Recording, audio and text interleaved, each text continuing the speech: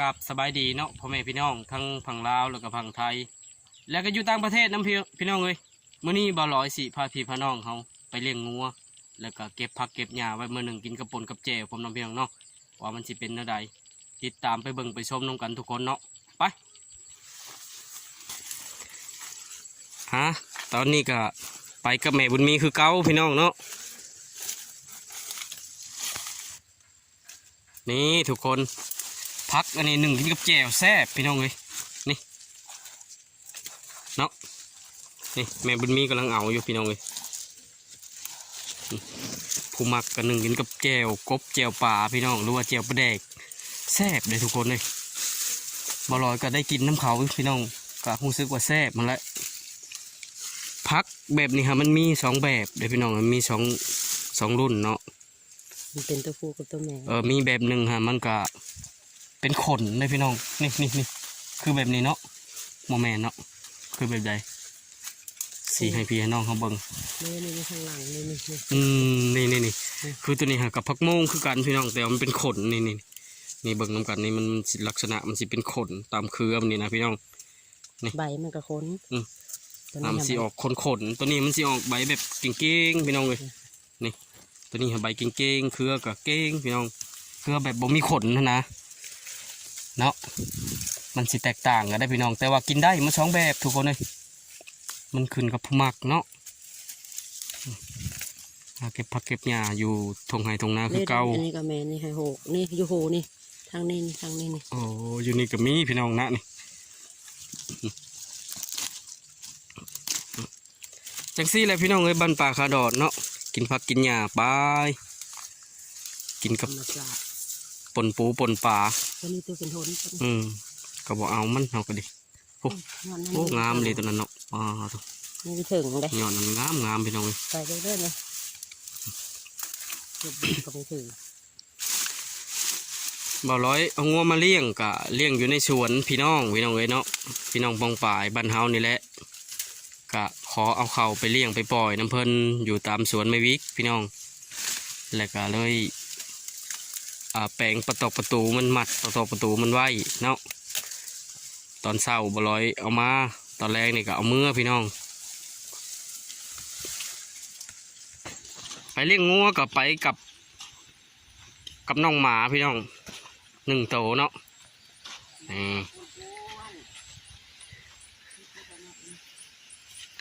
มักชุกมันมาที่หวานหวานบ่นี่พี่น้องเลย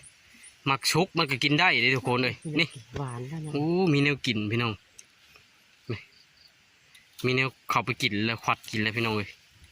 มันแซ่บมันหอมตัวนี้มันมีชุกตัวใดมันชุกนี่พี่น้องตัวไหนมันกินได้เลยนี่มากินนะบีบเอาละแม่บุญมีสิกินให้เบิ่งพี่น้องเลยหวานหอมๆคือมาลงกล่องตอนนี้กำลังไปอยู่พี่น้องเลยเนาะตอนเศร้าขอโทษหลายๆบ่ร้อยบ่ได้ถ่ายเบิ่งเนาะตอนเอางัวมาบ่ร้อยบ่ได้ถ่ายเบิ่งทุกคนเลย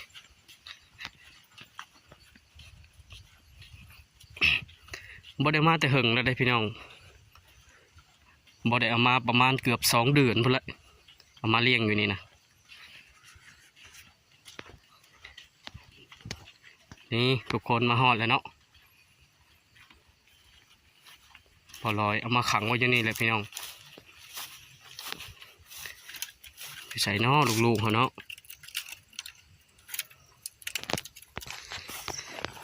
ตอนนี้ก็กำลังเข้ามาเลาะหาพวกน้องงูพี่น้องเนาะพวกงูที่บ่ลอยเอามาปล่อยไว้เห็นแล้วพี่น้องอยู่ทั้งพวกเนาะติดตามไปเบิ่งน้ำกันว่ามันสิอิ่มสำใดพี่น้องเลยแล้วก็บ่ลอยก็สิไหลเมื่อวันนี้มันค่ำเลยพี่น้องเนาะอันนี้มันเป็นสวนไม้วิกพี่น้องสวนไม้วิกเป็นสวนยูคานะพี่น้องเลยของพี่ของน้องบ้านเฮาเนาะแต่ว่าบ่ลอยมาขอเลี้ยงงัวพี่น้องขอปล่อยงัวปล่อยเข้าไปเนาะเจ้าของเพิ่นอนุญาตบ่ลอยก็เลยปล่อยเขาพี่น้องเลย แต่ตอนนี้ก็สิไลเมื่อของมือแรงเขาแล้วเนาะมือนาก็จังเอามาเลี้ยงไม้ทุกคนเลย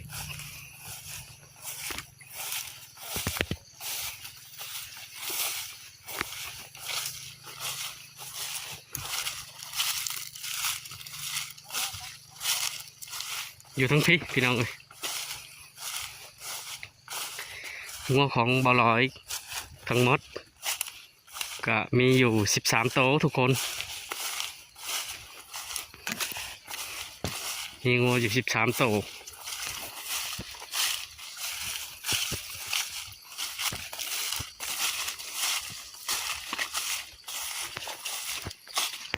เฮ้ยเฮ้ยเฮ้ยเฮ้ยเฮ้ย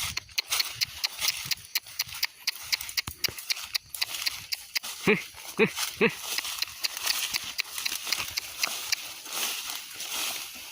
ยเฮ้ยเฮ้ย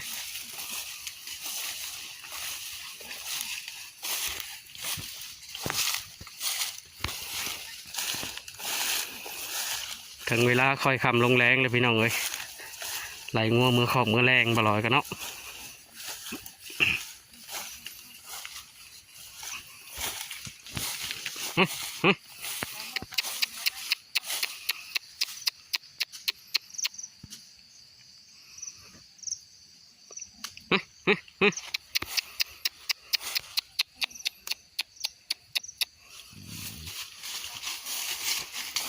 อิ่มแล้วทุกคนเลย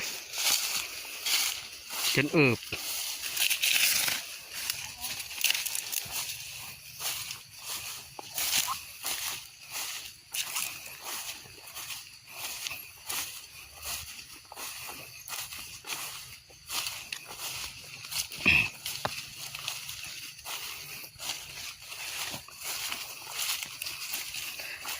สำหรับงัวบลอยบ่ได้แขนเคาะแขนมะกริ่งพี่น้องเนาะ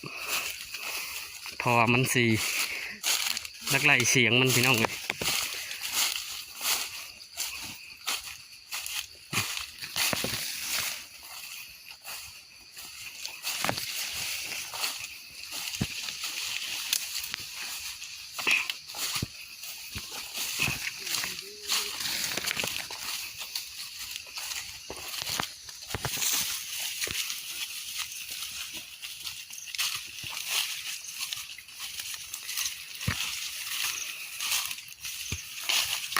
หญ้าดกเลยทุกคนเลยนี่หญ้าอ่อนพอดีกินเลยพี่น้อง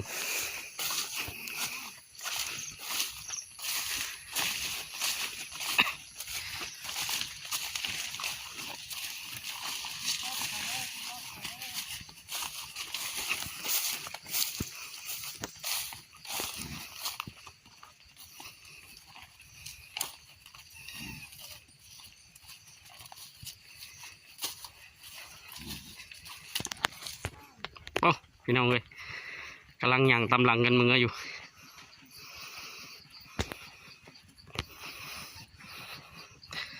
ถึงเวลาคอยขำลงแรงแล้วทุกคนบอลอยกระเตาะงัวเมื่อบ้านเมื่อซองเขาบอกมีรถพี่น้องเขาผ่านมาทุกคนเลย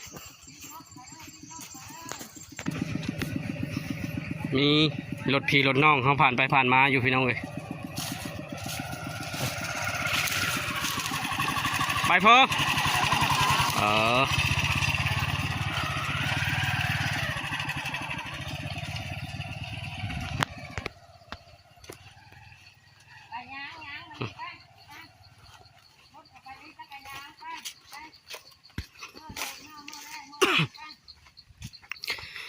กติและสวนเขาก็มีหัวอยู่พี่น้องแต่บ่มั่นใจเนาะอยากผูกอยากปล่อยป้าไว้นะแต่บ่มั่นใจมาได้ยันพี่ยันน้องเขาไปการไปยืงคำกลางคืนแล้วเขาสิลักไขประตูเนาะเพราะว่าบลอยบ่ได้ผูกนะพี่น้องเอ้ยปล่อยป้าไว้เนาะ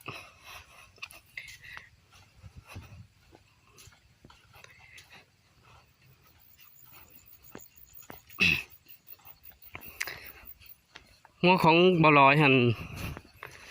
หูซึกค่อนข้างหู้ได้พี่น้องเพราะว่ามันส่วนหลายบลอยก็เอาเกลือใส่กับเข่าพี่น้องเข่าซุกเขานะ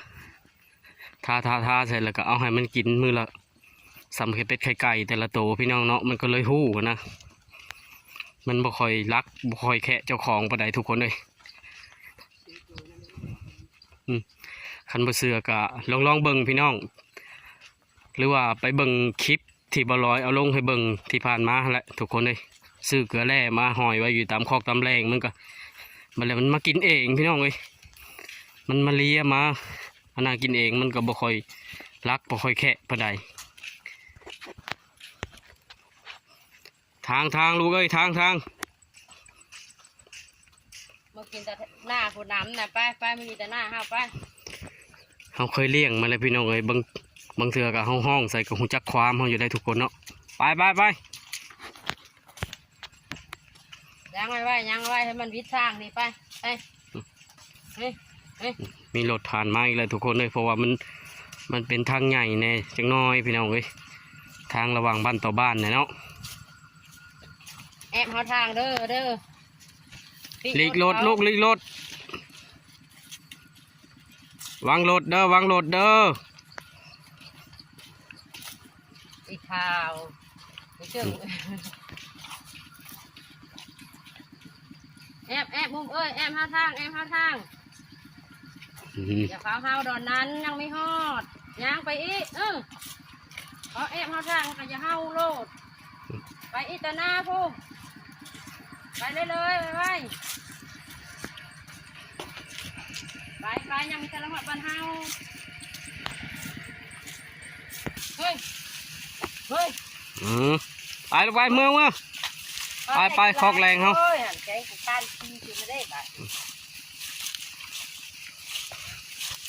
ผ่านป่าไม้ยูคาพี่น้องเลยเนาะเพราะว่ามันมีสวนยูคาแถวนี้พี่น้อง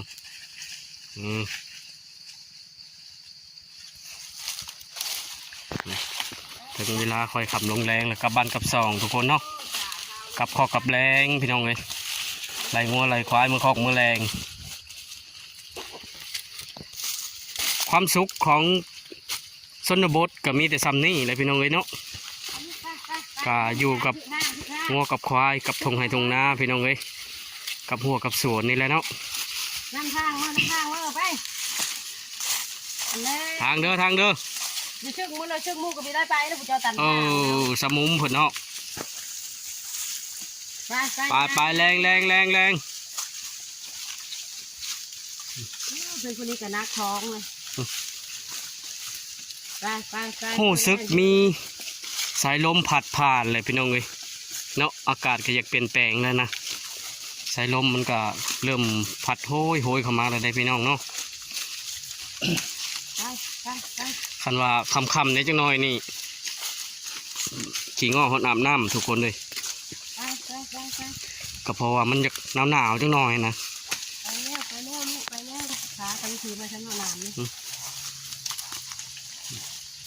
ต้นยูคาสูงแล้วทุกคนเลยกว้างเติบพี่น้องเลยประมาณ3 เฮกตาร์กับ3 ไร่กว้างเติบได้สวนไม้ยูคาของนักธุรกิจชาวจีนเขา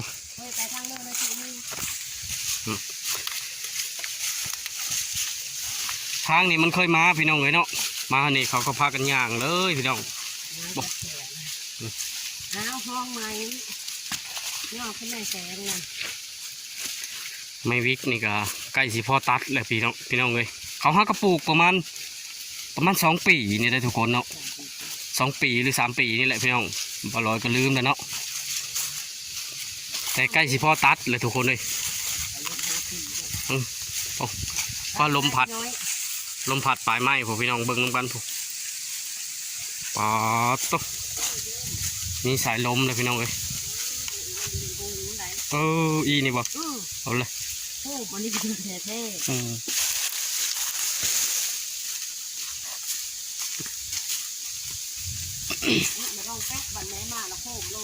ตามน้ำเบิ้งหนึ่งเลยอีขาวอีกแล้วบอกโอ้พี่น้องเลยย่างตามหลังกันมือแล้วพุ่นเนาะ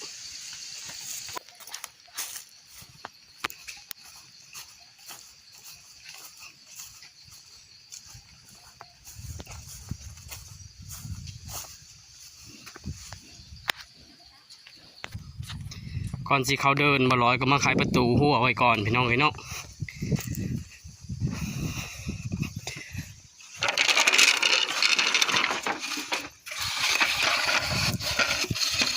ไขประตูเรียบร้อยพี่น้อง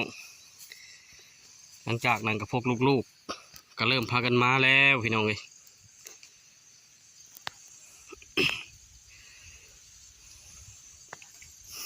ตัวนี้น่าจะมาลูกเลยพี่น้องนี่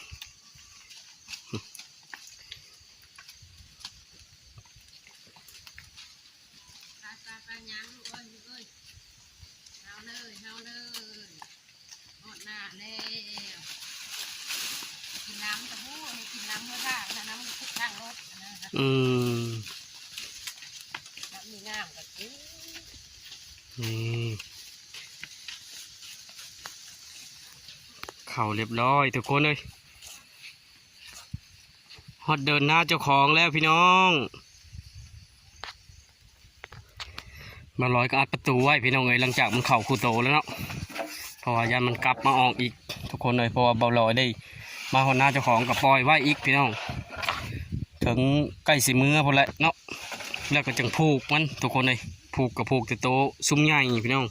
ซุ้มน้อยเขาก็บริผูกเนาะหลังจากนั้นก็มาจอดกินน้ำอยู่นี่พี่น้องจอดกินน้ำอยู่หน้าเจ้าของนี่แหละอยู่บ่อนเบาร้อยไปปล่อยไว้ก็มีอยู่น้ำแต่ว่าคือสิมันกินอยู่พี่น้องมาแล้วก็ยากอีกเนาะเพราะว่าอยู่ภายเขาก็หญ้าหลายพี่น้องเอ้ยบางเทื่อก็อาจจะบ่ลงก็มีเนาะ